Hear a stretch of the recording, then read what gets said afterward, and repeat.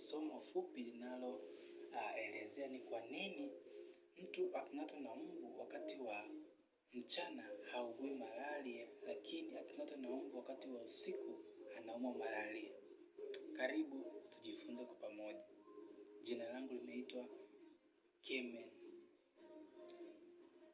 Hapa kinasababisha mtu anayeng'atwa na mbu wakati wa usiku kuumwa malaria, lakini mtu anayeng'atwa na